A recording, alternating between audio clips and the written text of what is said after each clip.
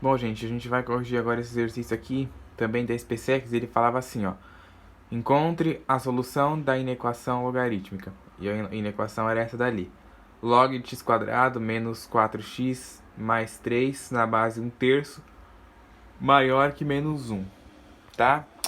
Bom, então a primeira coisa que a gente tem que fazer é a gente transformar esta inequação aqui, né, em uma desigualdade de logaritmos. E a gente vai ter que comparar os logaritmos.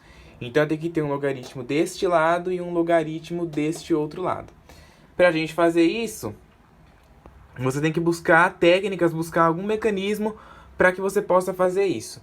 Lembrando que a única coisa que você tem que ter em mente é que o valor que você vai colocar na base tem que ser igual, né?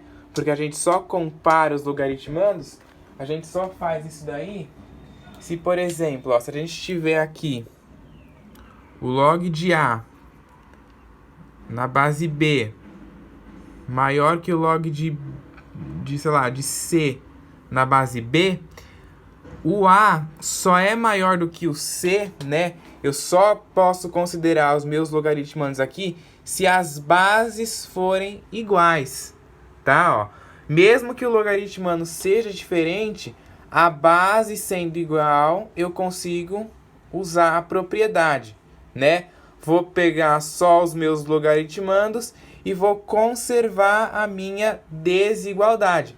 Mas eu só consigo fazer isso se as bases forem iguais, tá? Então aqui, ó, a gente tem que dar um jeito de igualar as bases. Então eu botei aqui log de 1/3, porque aqui tinha 1/3 também, tá? Por isso que ficou a base como sendo 1/3. Aí, o que eu tenho que fazer? Eu tenho que escrever esse menos 1 aqui em um logaritmo. Como que eu faço isso? Eu vou escrever um logaritmo que quando eu resolva ele, o resultado dê menos 1, tá? E é justamente o que acontece aqui, ó.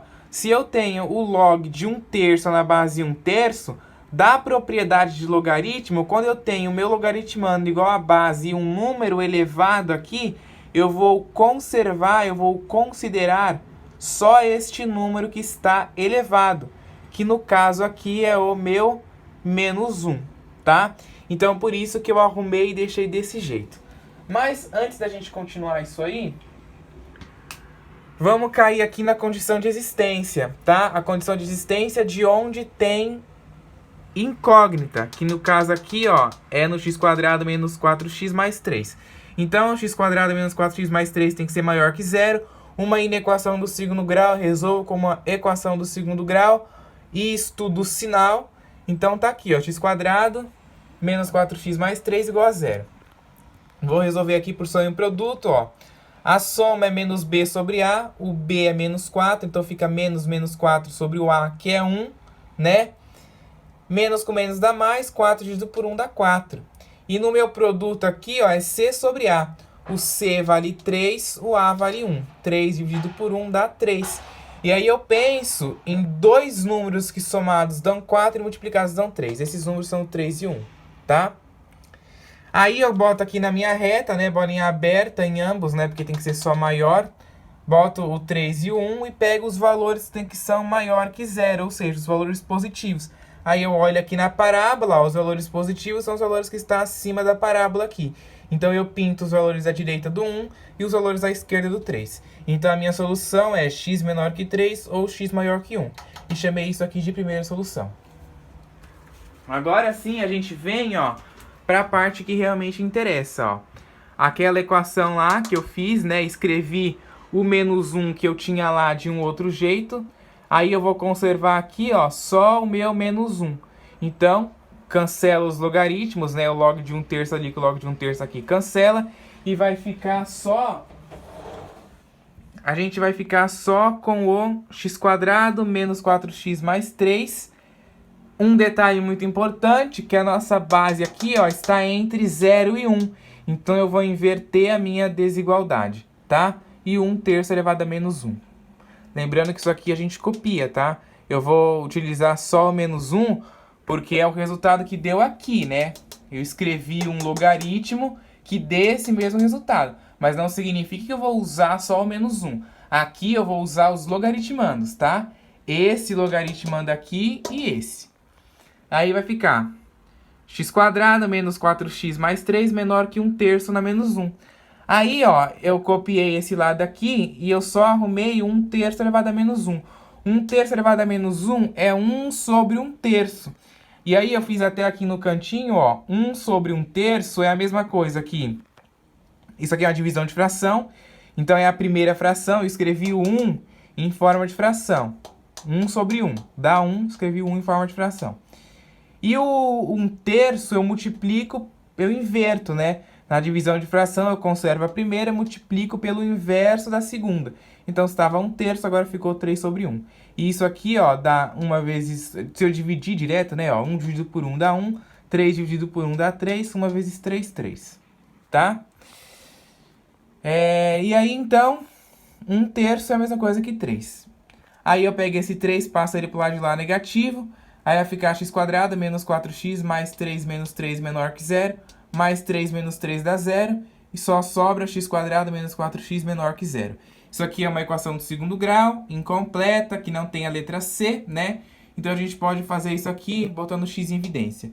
X em evidência, x dividido por x² dá x. X dividido por menos 4x dá menos 4. E eu igualo a 0. E num produto que eu tenho aqui, ó, igualado a 0, ou o x vale 0, ou x menos 4 vale 0. Se o x menos 4 vale 0, eu passo esse menos 4 aqui pro lado de lá, então vai ficar x igual a 4.